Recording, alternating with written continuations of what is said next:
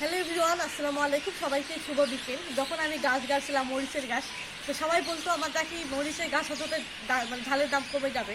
তো একটু কমছে, মোটামুটি কমে নাই। তারকে দেখাবো আমাদের মরিচ কত হয়েছে। দেখেন কার কার লাগে আমি ক্লিয়ার করে পাঠিয়ে দেবো। এই দেখেন আমাদের মরিচের গাছ, মানে কি মরিচ হয়েছে, অনেক এত এত মরিচ আমরা রেগুলার তুলি আর খাই, কিন্তু অনেক মরিচ।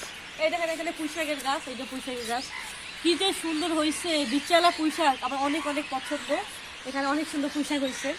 তারপরে যে এখানে মরিচ দেখেন, এই যে মরিচ, এই যে মরিচ, এত মরিচ হয়েছে মানে আমি খেয়ে শেষ করতে পারবো না। আপনাদের যদি কারো লাগে আমাকে বললেন, আমি কুরিয়ার করে পাঠিয়ে দেবো। যারা আমাকে কমেন্ট বক্সে বলছিলেন ঝালের দাম কমে যাবে, তো এখন তো ঝালের দাম কমে নাই, তো যাদের লাগবে একটু বলবেন, তাহলে আমি পাঠিয়ে দেবো। এই যে আমাদের লেবু, ছোটো ছোটো লেবু, আমার নিজের হাতে গাছ গাড়া, তো লেবু আরও আছে। এই যে আমার স্পেশালি আমের মন আসছে, কয়েকদিন পর আমার গাছ থেকে আমের ফুল, মানে আম হবে আর কি।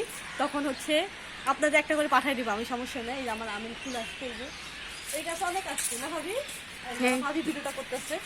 এই যে অনেক আসছে, মানে এবার অনেক আম খাবো আলহামদুলিল্লাহ। এই যে আমাদের গাছে এত মরিচ, এত আম, যাদের লাগবে অবশ্যই বলবেন। তো ভিডিওটা কেমন লাগে অবশ্যই কমেন্ট করবেন। এই যে এখানে পেয়ারের গাছ, এটা আপনার অনেক আগে আপনারা দেখছেন অনেক ভিডিওতে। তো ভিডিওটা কেমন লাগে অবশ্যই কমেন্ট করবেন।